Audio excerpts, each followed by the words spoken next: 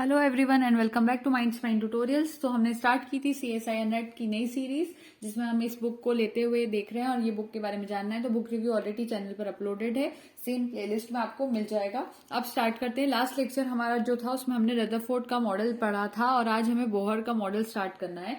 Bohr का model start करने से पहले थोड़ी बहुत रदरफोर्ड के मॉडल की डीमेरिट्स को वापस से रिवाइज करवा रही हूँ आपको कि उसके डीमेरिट्स ये थे। एक क्वेश्चन था वहां पे कि why electrons move in circular orbits and who decides there radius.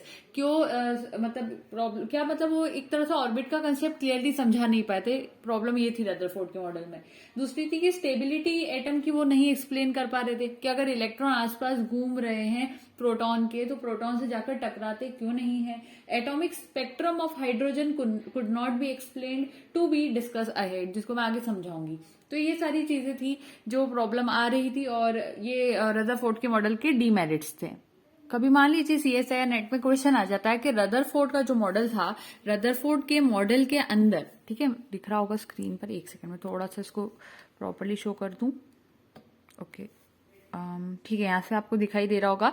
Rutherford के मॉडल में जो अल्फा पार्टिकल का एक्सपेरिमेंट था रदरफोर्ड का, उसमें उन्होंने क्या शो किया कि जो एटम्स होते हैं, एटम्स के पास क्या होता है। मान लीजिए CSIR ने क्वेश्चन आपसे पूछ लिया, क्या उसके पास प्रोटॉन होता है, क्या उसके पास न्यूक्लियस होता है, न्यूट्रॉन होता है या इलेक्ट्रॉन होता है। तो आप सोचेंगे प्रोटॉन तो होता ही है, न्यूट्रॉन भी होता है, इलेक्ट्रॉन भी होता है, ये सारी चीजें तो होती ही है एटम में। लेकिन नहीं, हम पूछ रहे हैं कि रदरफोर्ड का जो अल्फा पार्टिकल का एक्सपेरिमेंट था उसमें एटम में क्या होता है, उन्होंने क्या बताया था। ये क्वेश्चन अगर आ जाए तो आप क्या टिक करेंगे। तो आंसर आपको लगाना होगा वहां पर न्यूक्लियस था।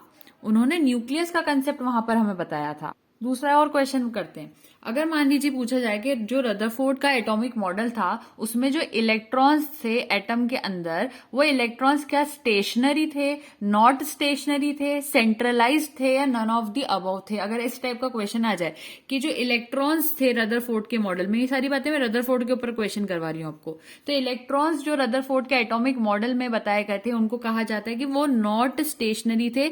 इवन उन्होंने कहा था वो रिवॉल्व कर रहे हैं अराउंड दिस न्यूक्लियस। तो उन्होंने नॉट स्टेशनरी कहा था इलेक्ट्रॉन को। इलेक्ट्रॉन्स जो होते हैं एटम में, ठीक है, एटम के अंदर जो इलेक्ट्रॉन्स होते हैं वो न्यूक्लियस के आसपास रिवॉल्व करते हैं, उससे जाकर टकराते नहीं हैं, उनका कोलिजन नहीं होता, वहां पे ये प्रॉब्लम नहीं होती। तो इलेक्ट्रॉन जो होते हैं और न्यूक्लियस जो होता है, इलेक्ट्रॉन और जो न्यूक्लियस होता है, इनके बीच में कौन सा फोर्स वर्क करता है, इस फोर्स के ऊपर भी क्वेश्चन पूछा जा चुका है या पूछा जा सकता भी आगे। तो उसका आंसर क्या याद रखना है, कूलम्स फोर्स था, कूलम्स फोर्स। मैं थोड़ा एक्स्ट्रा क्वेश्चन यहाँ पर आपको बता इसलिए रही हूँ कि आपके जिस टाइप से भी क्वेश्चन आए आप उसको सॉल्व कर पाए।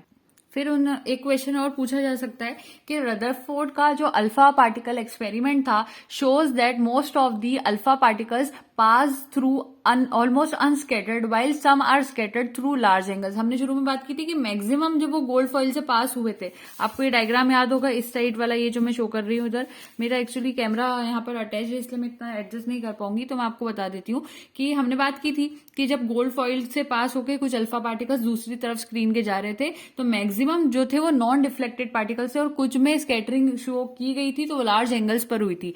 तो इसका मतलब क्या था कि एटम कैसा है, उनकी जो एक्सपेरिमेंट हुआ तो उससे हमें ये पता चला कि उन्होंने कहा जो एटम होता है वो हॉलो होता है, ये बात सही मानी गई। फिर कहा जो होल मास होता है एटम का is concentrated in small centre called nucleus. उन्होंने कहा कि न्यूक्लियस ऐसी चीज है जिसके अंदर सारा होल मास जो होता है, होल मास वो कंसंट्रेटेड होता है, ठीक है, सारा वहीं पर होता है, ये बात कही गई। और न्यूक्लियस जो होता है वो पॉजिटिवली चार्ज होता है, इसका चार्ज कैसे होता है, पॉजिटिव होता है। ये बातें हमने यहाँ कंक्लूड की थी।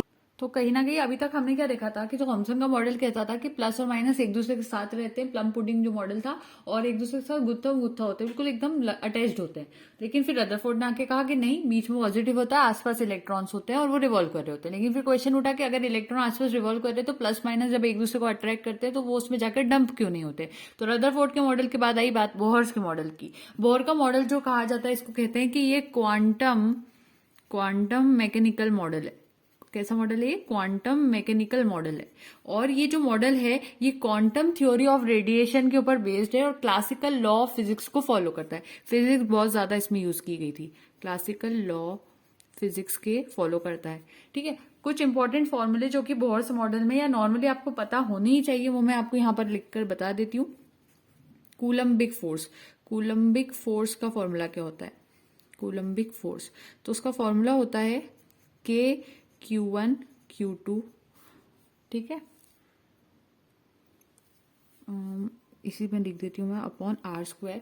उसके बाद होता है सेंट्रीफ्यूगल फोर्स का फॉर्मूला, सेंट्रीफ्यूगल फोर्स का फॉर्मूला, तो वो फॉर्मूला होता है mv² अपॉन R। उसके बाद थर्ड फॉर्मूला इंपॉर्टेंट जो आता है वो होता है एंगुलर मोमेंटम, एंगुलर मोमेंटम, इसका फॉर्मूला होता है mvr, ठीक है। 3 फॉर्मूलेज बहुत इंपॉर्टेंट है, याद रखना है आपको। तो ये तो बात हो गई। अब पहला पॉस्टुलेट बोहर के मॉडल पे पहले मैं एक्सप्लेन कर देती हूँ। कहता है कि एटम हैज अ न्यूक्लियस। उन्होंने कहा बोहर ने कि हाँ ये बात सही है कि एटम के पास एक न्यूक्लियस होता है और जहां पर प्रोटॉन्स और न्यूट्रॉन्स प्रेजेंट होते हैं। तो न्यूक्लियस वो जगह होती है जहां पर प्रोटॉन्स भी होते हैं और न्यूट्रॉन्स भी होते हैं। ये बात एकदम सही है। द साइज ऑफ न्यूक्लियस, और फिर उन्होंने कहा ये जो साइज होता है न्यूक्लियस का ये बहुत स्मॉल होता है and it is present at the centre of atom. जैसे कि आप देख पा रहे हो सेंटर ऑफ द एटम में पाया जा रहा है। दूसरा जो उनका पॉस्टुलेट था बोहर का, वो कहता है कि negatively charged electrons revolve around the nucleus in a circular path. उन्होंने कहा कि सर्कुलर पाथ पाए जाते हैं न्यूक्लियस के आसपास जहां पर क्या होता है, इलेक्ट्रॉन्स रिवॉल्व करते हैं सर्कुलर पाथ में।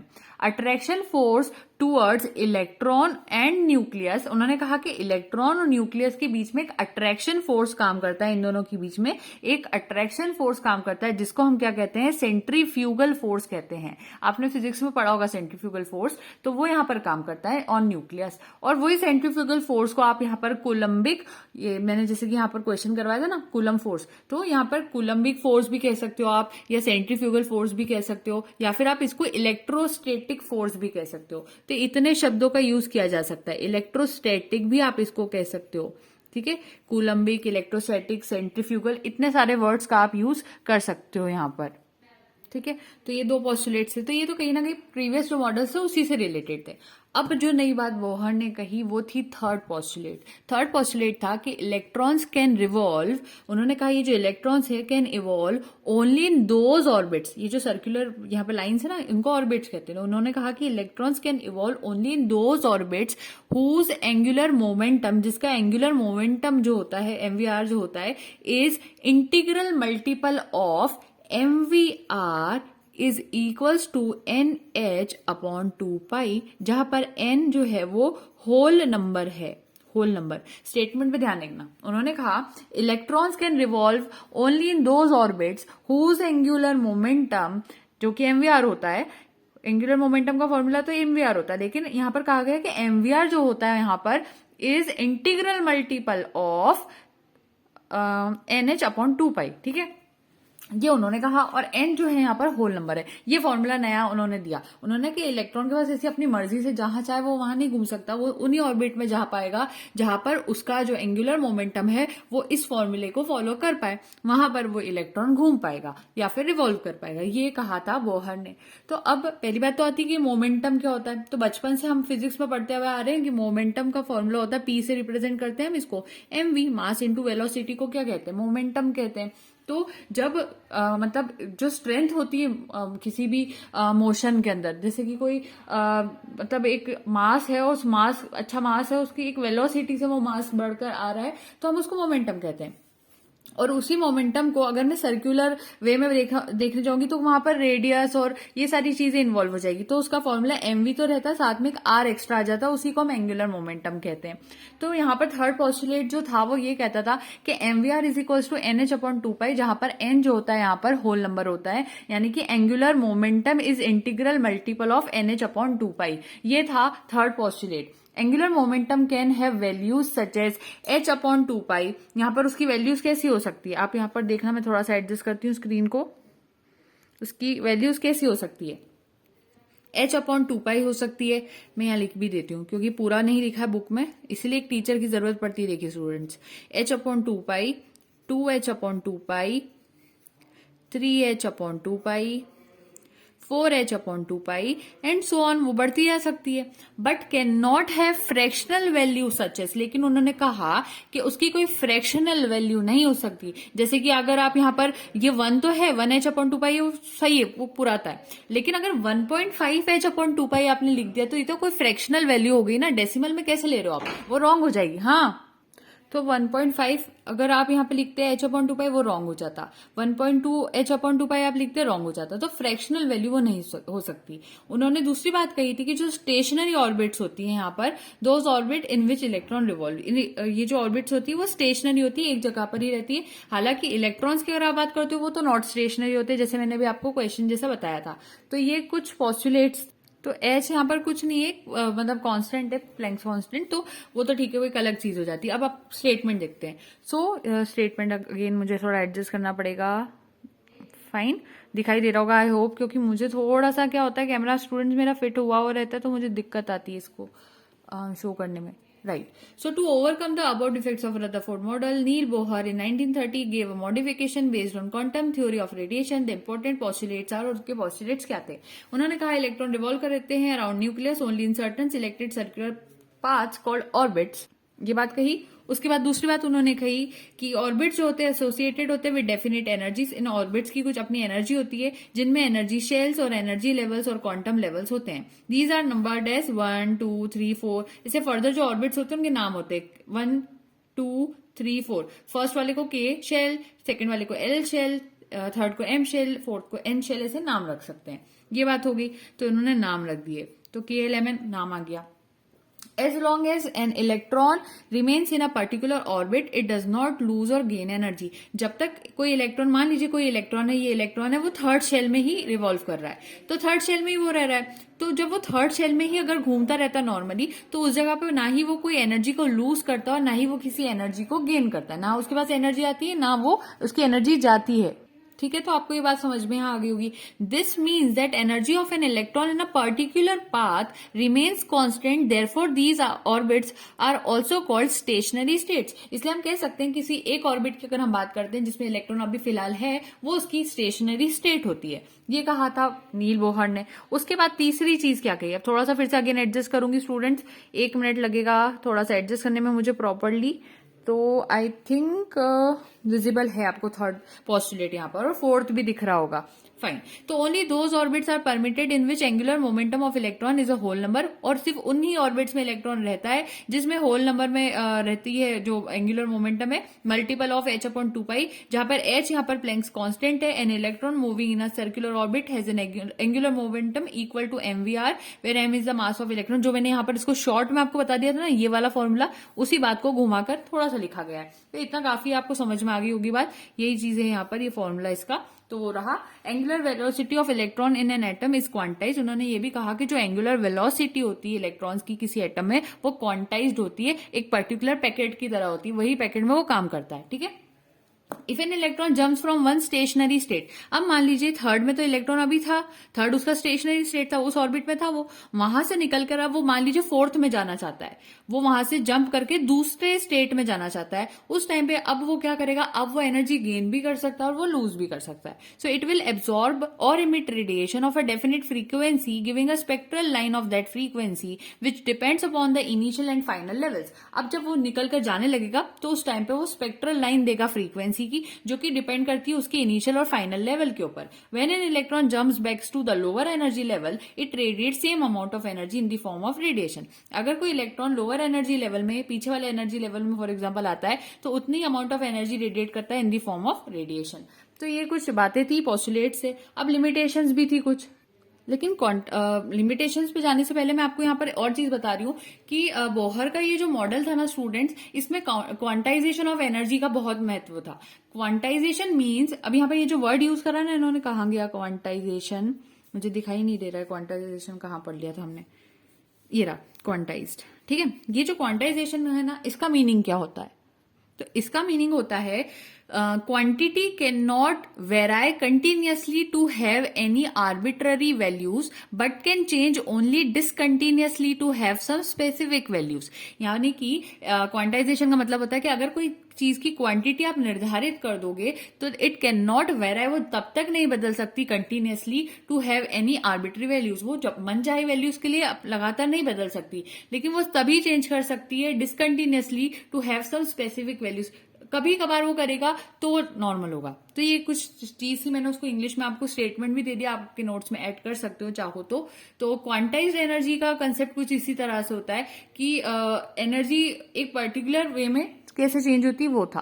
तो ये तो चीज हो गई. यहाँ पर क्या होता है, इस पे एक क्वेश्चन और आता है, मैं थोड़ा सा एक्स्ट्रा नॉलेज देने के लिए आपको बता रही हूँ. एक फॉर्मूला होता है रेडियस ऑफ वेरियस ऑर्बिट्स. अगर ये पूछ लिया जाए एग्जाम में तो इसके लिए क्या फॉर्मूला यूज होता है वो सीधे सीधे बता देते हैं. R is equals to n square upon h square 4 pi square m k z e square. एक ये फॉर्मूला होता है. तो कभी इस पे ऐसा कोई क्वेश्चन आ जाए तो ये फॉर्मूला टिक कर सकते हो आप. ये फॉर्मूला भी वर्क करता है. ये देखो यहाँ पर, ये देखो, ये जो फॉर्मूला ये एप्लीकेबल है for hydrogen and hydrogen like species, that is species containing single electron. देखो फॉर एग्जांपल ये क्वेश्चन है, इसको सॉल्व कैसे करा.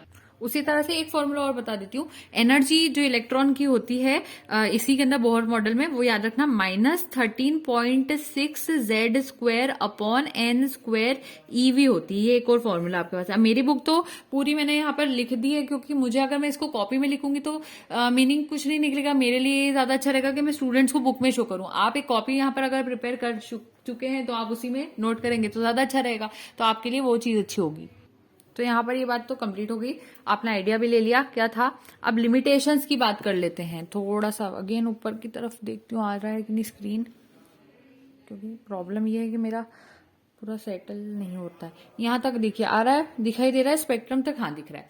तो लिमिटेशंस क्या थी. बोहर ने कहा कि radiation results when an electron jumps from one energy orbit to another energy orbit, but how this radiation occur is not explained by Bohr. अब वो रेडिएशन किस तरह से करता है इलेक्ट्रॉन जब वो एक शेल से दूसरे शेल में जाता है, तो वो एक्सप्लेन नहीं कर पाए बोहर. बोहर थ्योरी के अंदर ये प्रॉब्लम थी कि had explain the existence of various line in hydrogen spectrum, but it predicted that only a series of lines exist. At that time this was exactly what had been observe. However as better instrument and techniques were developed, it was realized that the spectral line that had been thought to be a single line was actually a collection of several lines very close together known as fine spectrum. उन्होंने एक line बताई थी, लेकिन बाद में हमारे instrument इतने develop हुए तो हमने देखा कि वो तो एक लाइन नहीं है स्पेक्ट्रम की, बल्कि वहां सेवरल लाइन्स है और स्पेक्ट्रम बहुत फाइन होता है. ये प्रॉब्लम आई. Thus, फिर जो appearance है several lines का implies that several energy levels which are close together for quantum number n, this would require the existence of new quantum number.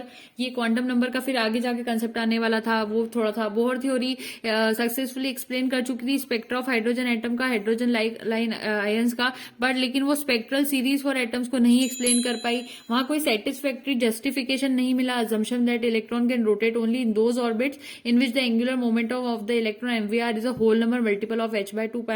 He could not give any explanation for using the principle of quantization of angular momentum, and it was introduced by him arbitrarily. मन मर्जी से कह दिया था. Bohr assumed that an electron in an atom is located at a definite distance from the nucleus and is revolving round it with definite velocity. That is, it is associated with fixed value of momentum. उन्होंने कहा एक fix momentum वहां होता है. हालांकि against था Heisenberg के uncertainty principle के खिलाफ. तो ये कुछ चीजें थी जो अकेले आपस में एक दूसरे के उसमें जाकर प्रॉब्लम क्रिएट कर रही थी. समझ में आ रही बात. अब देखो फिर क्या हुआ.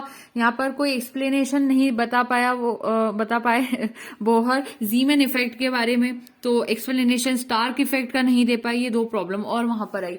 और जो नेचर था इलेक्ट्रोमैग्नेटिक रेडिएशन का, मैक्सवेल की जो थ्योरी थी वो कहती है कि लाइट जो होती है वो ट्रांसमिटेड होती है इलेक्ट्रोमैग्नेटिक वेव्स के फॉर्म में, और इलेक्ट्रिक फील्ड मैग्नेटिक फील्ड दोनों उसमें पाई जाती है, जो कि एक दूसरे के परपेंडिकुलर होती है और प्रोपोगेशन होता है, जो मैंने आपको अभी इलेक्ट्रोमैग्नेटिक स्पेक्ट्रम में बताया था.